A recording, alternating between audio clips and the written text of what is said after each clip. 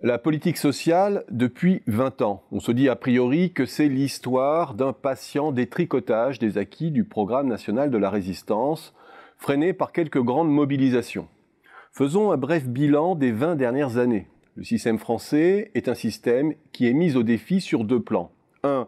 Sa capacité à s'équilibrer sur longue période, et 2. Sa capacité à affronter le défi pour les entreprises de l'ouverture à la concurrence.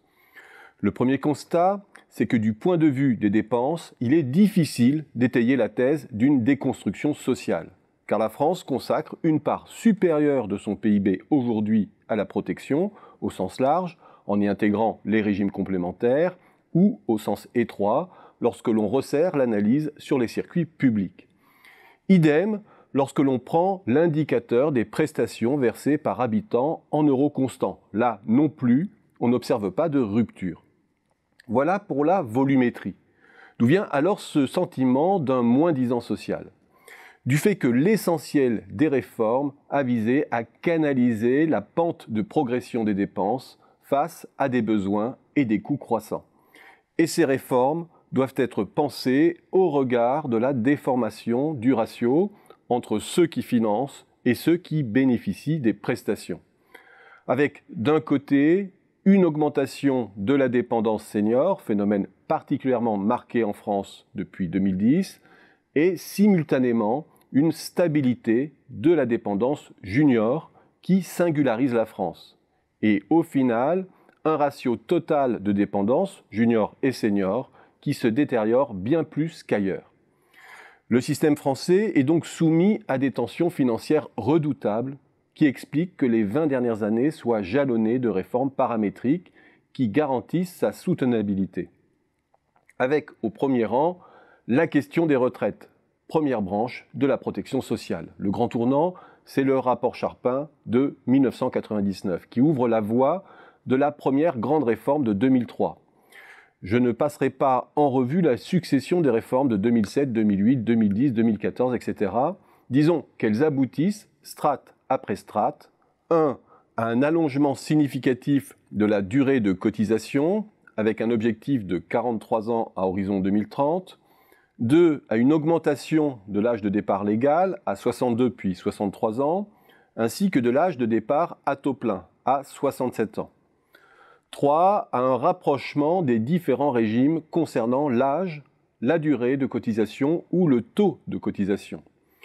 4. à l'indexation des pensions sur l'inflation et non plus les salaires, ce qui désindexe de fait les pensions de la productivité et a pour corollaire à terme un décrochage du niveau de vie des retraités par rapport au restant de la population. 5. à une hausse marginale des taux de cotisation. 6. à une généralisation des complémentaires pour élargir les droits. Tout cela étant monnayé par des contreparties sur la pénibilité, les carrières longues ou le minimum retraite. Ici, il n'y a pas de remise en cause de la philosophie du système, juste du réglage visant l'équilibrage à long terme. Autre branche emblématique, la santé, avec des problématiques voisines à celles de la retraite. Un fort impact de la pyramide des âges et une balkanisation des régimes. Là encore, la succession des réformes et des PLFSS a eu vocation à uniformiser et canaliser le système. Le tournant, c'est 1996 qui instaure l'objectif national de dépenses d'assurance maladie au sein du PLFSS et avec lui, année après année, une cascade de déremboursements, la mise en place de franchises, le développement des génériques. Autre jalon, 2004, qui vise à optimiser le parcours santé. Mais en parallèle, il y a aussi l'extension de la couverture avec la CMU en 2000, simplifiée en 2016 avec la protection maladie universelle qui a vocation à inclure les laissés-pour-compte du système. Ces deux exemples sont emblématiques de la philosophie d'action des gouvernements successifs. Des réformes incessantes, un chantier de Sisyphe pour sauvegarder le système, en accroître la robustesse, intégrer de nouveaux risques, tout en modérant la charge du financement sur le travail et l'entreprise. Cette politique fait écho aux efforts successifs pour modérer le coût du travail peu qualifié, qui passe par la modération de la hausse du pouvoir d'achat du SMIC et par les dispositifs successifs de baisse des charges au niveau des bas salaires. Le social intègre donc de plus en plus l'enjeu d'efficacité. Cette politique sociale prend sa cohérence lorsqu'on la rapproche des lois successives pour assouplir à petites touches le droit du licenciement au niveau de l'entreprise et favoriser les plans de sauvegarde de l'emploi. Partant d'un point d'orgue en termes de protection de l'emploi sous Jospin, avec la loi de modernisation du dialogue social de 2002.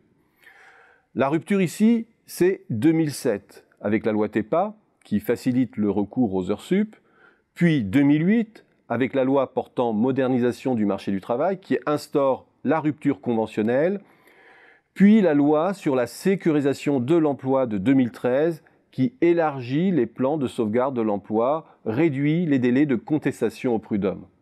Puis la cascade des lois Macron-El Khomri ensuite. Avec en contrepartie un renforcement de la parité homme-femme, de l'apprentissage, de l'accès à la formation.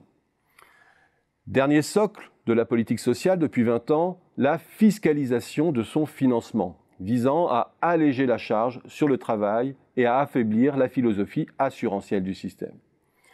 Si je mets bout à bout tous ces éléments, sauvegarde de l'assurance, extension des droits, assouplissement du licenciement, fiscalisation, modération salariale, c'est un système de flexi-sécurité qui est bâti pas à pas. À partir de cela, on peut voir Macron, comme l'homme qui transforme l'essai de la flexi-sécurité française, qui ne disait son nom que dans les cercles avertis. 2, comme l'homme qui, sous couvert de réformes systémiques, poursuit l'ajustement paramétrique du système, ni plus ni moins. 3, comme l'homme qui met en place des instruments redoutables pour que tout cela cesse de nous coûter un pognon de dingue et que le système s'ouvre à la privatisation de l'assurance à terme. Je laisse le choix ouvert pour souligner que tant que l'ambiguïté ne sera pas levée, il n'y aura pas de débat serein.